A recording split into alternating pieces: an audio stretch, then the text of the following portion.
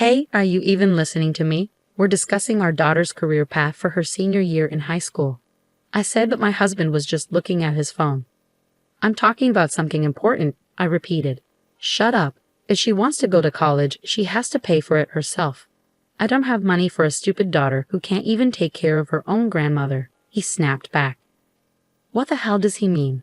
I glanced at his phone and saw something outrageous on the screen. My husband Dave and I have been married for 18 years. Our only daughter, Anna, is a sophomore in high school. I ate very well, she said. Good, but make sure to clean up after yourself, I replied. Okay. Hey, aren't exams coming up soon? I asked.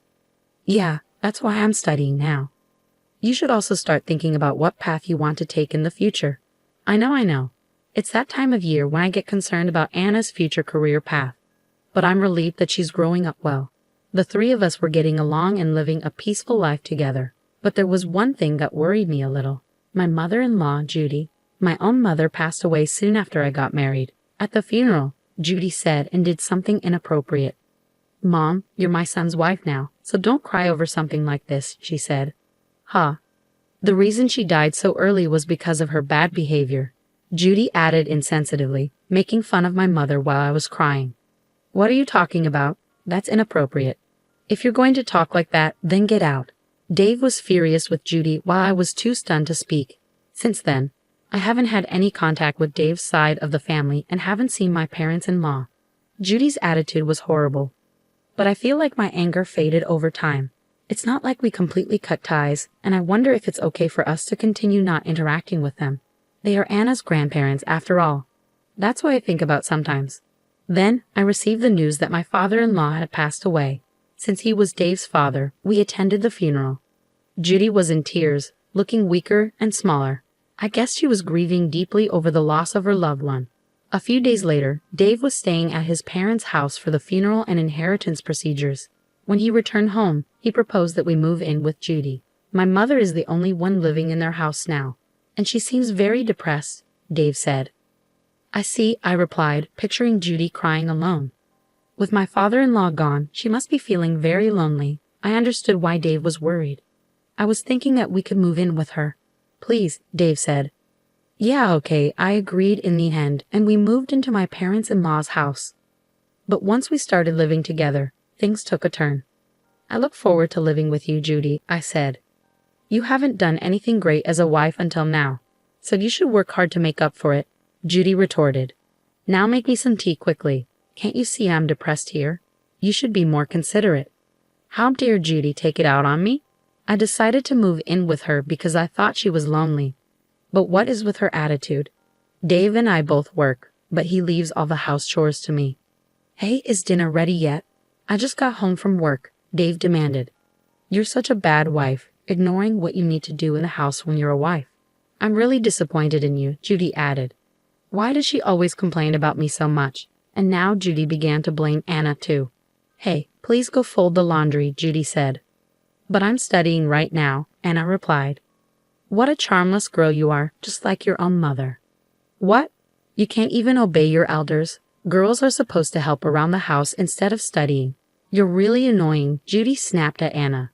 Anna, now in her adolescence, became rebellious towards Judy. Studying is useless. Doing the house chores is much more useful, Judy continued. You're freaking annoying, Anna retorted. My goodness, she's such a useless child, isn't she? Judy muttered.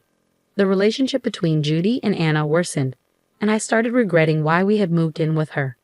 I wondered why I had ever agreed to live with her. Meanwhile, Dave was gradually being brainwashed by Judy. I'm home, Dave said as he walked in. Welcome home, honey. Let me get your bag and jacket. You should sit and relax, Judy responded. Oh, thanks, Dave said. It's actually the wife's job to serve her own husband. I'd like to teach Clara all the things I do as a wife. But it's hard when she's not motivated and doesn't take me seriously, Judy complained. Really? Dave replied. When Judy lied and cried, Dave defended her and didn't listen to what Anna and I had to say. Clara and Anna are always harassing me. Please do something about it, sweetie, Judy pleaded. You're disgusting, harassing my own mother, Dave accused. I've never harassed her, I protested. She always crumples up my laundry and complains about everything I do. How dare you talk like that? You're not being a good wife at all. Grandmother's lying, and all you do is take her side, Dave shouted. Stop butting in, Judy interjected. It's all thanks to me that you can live your life like this. You do know that, right? Believing Judy's lies, Dave began to swear at me and our daughter. This became a frequent occurrence, and as Anna became a senior in high school, the situation didn't improve. On the day of a parent-teacher conference at Anna's school, I attended as always and told Dave about it. After dinner, we discussed it in the living room. Anna is thinking about going to college, I said. Yeah, I've narrowed it down to a few places with a department of my choice, Anna added. Her teacher said that if it's this college she wants to go to. Hey, are you even listening to me? I asked Dave, who was just looking at his phone, uninterested, just as he had been last year. I'm talking about something important, I said, frustrated by Dave's lack of attention. Shut up. If she wants to go to college, she has to pay for it herself. I don't have money for a stupid daughter who can't take care of her own grandmother, he retorted. I rolled my eyes at him. What on earth are you even saying? Anna, clearly upset, joined in. What do you mean by stupid?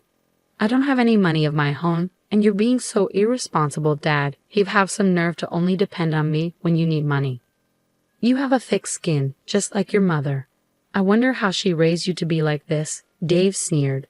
What? Anna exclaimed, arguing back. This only made Dave angrier.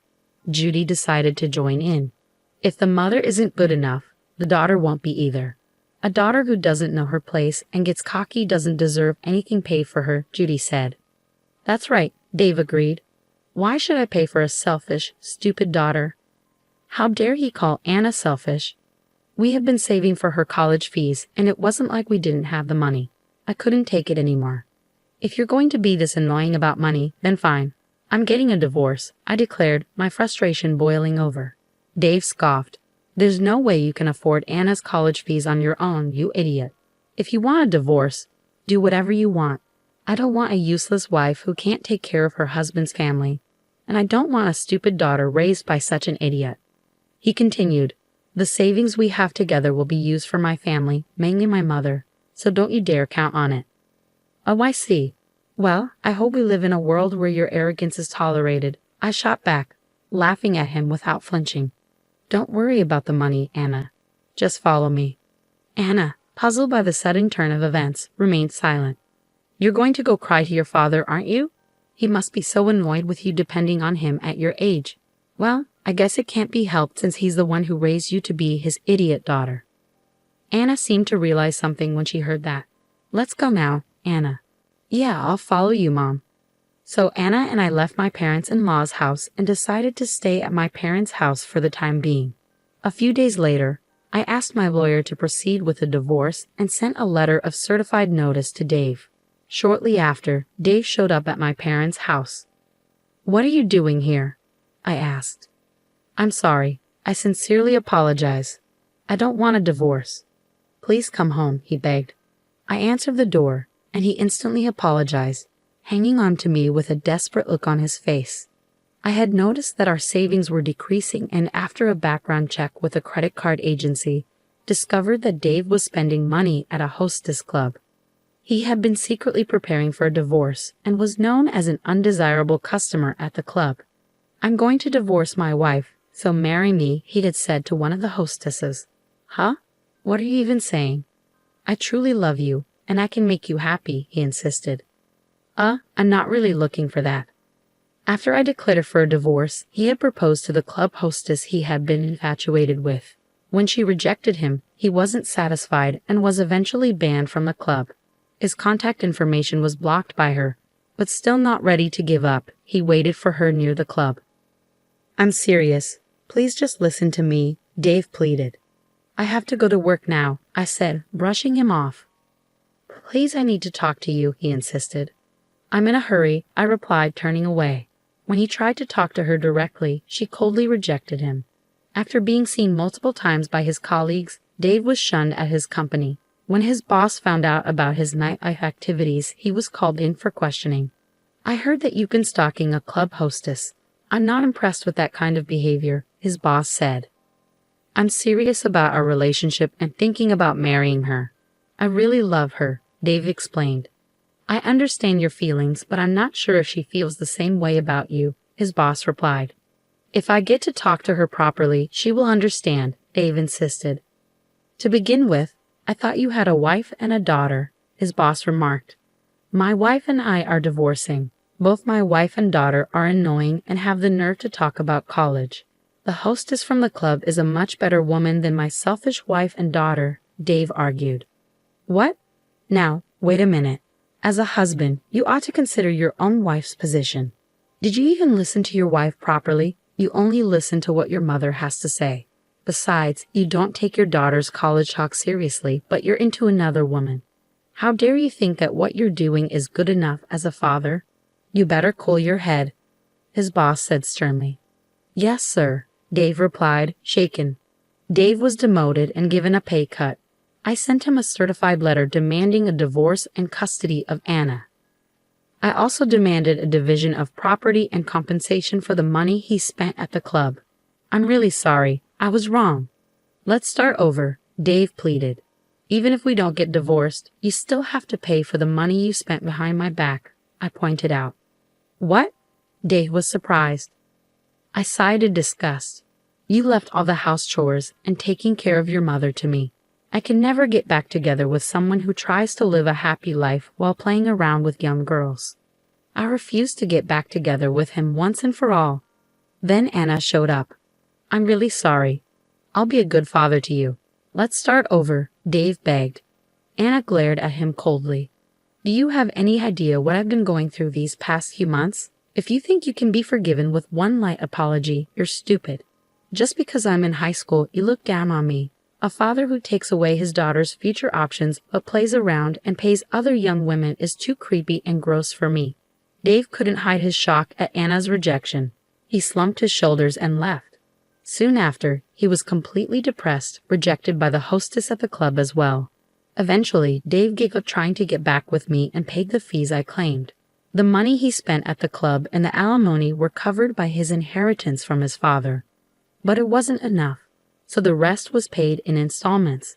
The monthly alimony and child support payments were difficult for Dave, who had a pay cut. After the divorce, Judy visited me once at my parents' house.